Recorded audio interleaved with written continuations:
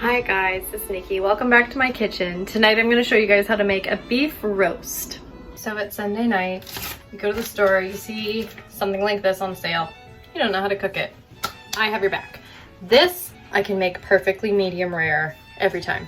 The best recipe, I got it from my dad. He is a butcher and it works every single time no matter what size of cut you have. So follow me. Okay, so to start, I'm going to cut it out of this package. And I'm going to put the meat directly in the pan.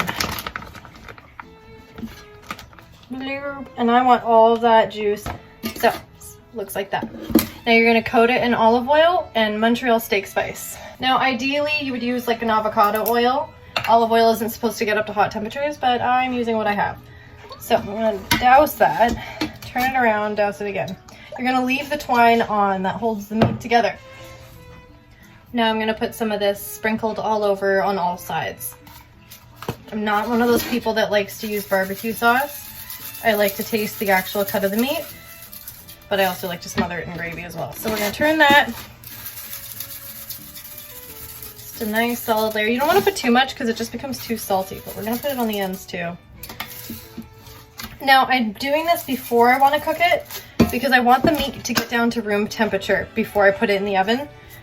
It just saves on time for it heating up and it just allows for a more even cook.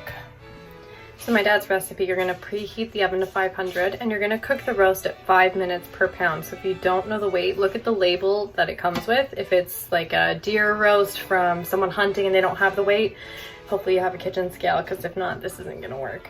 But you do 5 minutes per pound. My roast was in kilograms. I converted it. It's like one below 3 pounds. So I'm gonna put it in for 15 minutes at 500.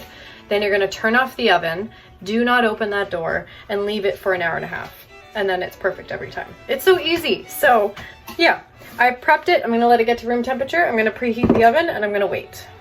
I think a lot of people find big roasts daunting, but this one is so easy. As long as you know the weight of it, it's very straightforward. Okay, so once you're at 500, you're just gonna put this without a lid on it, straight in the oven. I'm gonna set a timer for 15 minutes. Once that 15 minutes up, I'm gonna turn the oven off and not touching the door. And that's gonna sit there for an hour and a half. And there's about 40 minutes left for the oven timer. We're gonna prep our potatoes. Okay, so we just need to peel these potatoes. Then they just need to be diced. We're just gonna add them to the pot of boiling water. Now while we're waiting for the potatoes and the roast, this is a really good time to get some of those dishes done. Okay, oven timer's going off, so what we're gonna do is pull the roast out. It's the first time I've looked at it since it started. At this point, we just pray it's done. Okay, so what I'm gonna do is now take it out of the pan.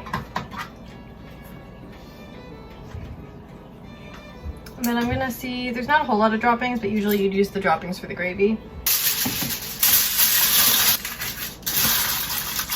Sometimes get lazy mashing potatoes, so I'm calling in the expert. My husband's on his way down. He makes them phenomenal every time, so we're gonna let him do it.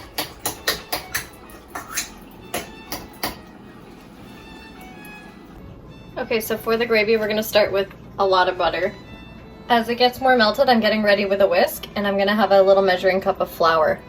Now my plan is to add the flour in to make a roux, and I'm gonna be stirring it with the whisk immediately so we don't get clumps. So it's just about ready.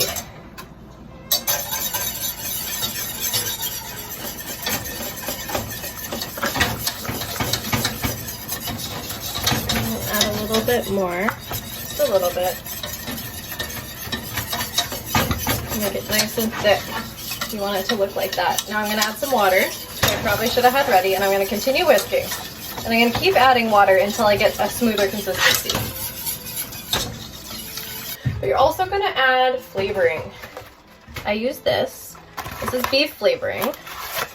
Now you're going to start with 2 and test it, depending on how much you're making, right?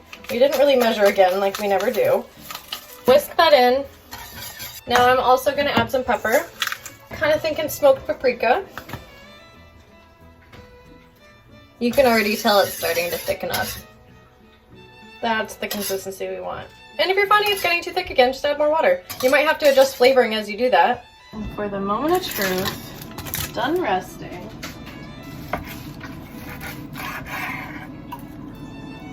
Look at that. Perfect medium rare. Now, the reason I like it so medium rare the first day is because then when you go to heat it up the next day, it's a little bit more medium, and then it kind of cooks more each time. But that's gonna have a lot of flavor because you've got the fat strip in the middle. And that's my dinner. You're probably thinking, Nikki, you're not gonna eat all that. You severely underestimate my appetite.